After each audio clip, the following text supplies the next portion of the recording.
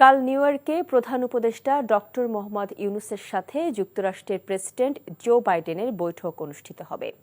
Yunus Biden দ্বিপক্ষীয় বৈঠকটি হবে গুরুত্বপূর্ণ, বিরল এবং ঐতিহাসিক। কারণ গত ৩ দশকে জাতিসংঘের অধিবেশনকালে বাংলাদেশের কোনো সরকার প্রধান কোনো মার্কিন প্রেসিডেন্টের সাথে এমন বৈঠকের সুযোগ পাননি। ২৭ সেপ্টেম্বর জাতিসংঘের ৭৯তম সাধারণ পরিষদের ভাষণ দেবেন ডক্টর ইউনূস। রানা মঞ্জুরের রিপোর্ট।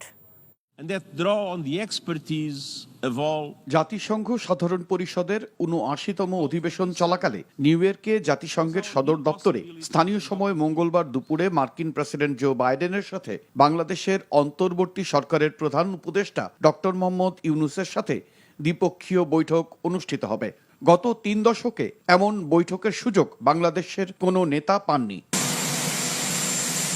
যুক্তরাষ্ট্রের প্রেসিডেন্ট সাধারণত জাতিসংঘ অধিবেশনে তার নির্ধারিত বক্তৃতার দিন সকালে নিউ ইয়র্কে পৌঁছান। এরপর সাধারণ পরিষদের অধিবেশনে বক্তৃতা দেন। বিকেলে যোগ দেন জাতিসংঘের অধিবেশনে আগত রাষ্ট্র এবং সরকার প্রধানদের সম্মানে সংবর্ধনায়। এই আয়োজনে কোনো দেশের শীর্ষ নেতার সাথে মার্কিন প্রেসিডেন্টের দ্বিপক্ষীয় সাক্ষাৎ প্রায় বিরল। গত ৩ দশকে জাতিসংঘের অধিবেশনের ফাঁকে বাংলাদেশের কোনো শীর্ষ নেতার সাথে যুক্তরাষ্ট্রের প্রেসিডেন্টের কোনো বৈঠকের নজির নেই। তবে এবার ডক্টর মোহাম্মদ ইউনূসের সাথে গুরুত্বপূর্ণ, বিরল এবং ঐতিহাসিক বৈঠকে বসবেন জো বাইডেন। এতে দক্ষিণ এশিয়ার দেশগুলোর মধ্যে বাংলাদেশকে স্বতন্ত্রভাবে যুক্তরাষ্ট্র কতটা গুরুত্ব দিচ্ছে তার প্রমাণ মিলেছে এবং বাংলাদেশ ও যুক্তরাষ্ট্র দ্বিপাক্ষিক সম্পর্ক গুরুত্বপূর্ণ একটি অধ্যায়ে প্রবেশ করেছে বলে মনে করছেন বিশেষজ্ঞরা। বৈঠকে বাংলাদেশের স্বার্থ সংশ্লিষ্ট বিষয়গুলো সহযোগিতার আশ্বাসের পাশাপাশি বাংলাদেশের উন্নয়নে যুক্তরাষ্ট্র পাশে থাকার ঘোষণা আসতে পারে।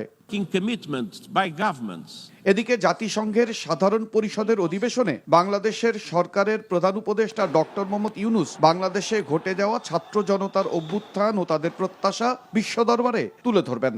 পাশাপাশি ভারত সীমান্তে হত্যাকাণ্ড বন্ধ করা, তিস্তা, পদ্মা সহ আন্তর্জাতিক নদীগুলোর পানির ন্যায্যতার নিশ্চয়তা, আঞ্চলিক নিরাপত্তা ও আগ্রাসন মোকাবেলা, শান্তিরক্ষা কার্যক্রমে বাংলাদেশের অবস্থান, জলবায়ুর বিরূপ পরিবর্তন এবং এর প্রভাব মোকাবেলা, রোহিঙ্গা সংকট, বাংলাদেশের টেকসই উন্নয়ন লক্ষ্যমাত্রা অর্জন, সম্পদ ও অর্থ পাচার প্রতিরোধ, নিরাপদ অভিবাসন, প্রযুক্তির টেকসই হস্তান্তর এবং গাজায় গণহত্যা বন্ধে বাংলাদেশের অবস্থান তার বক্তব্যে তুলে ধরবেন।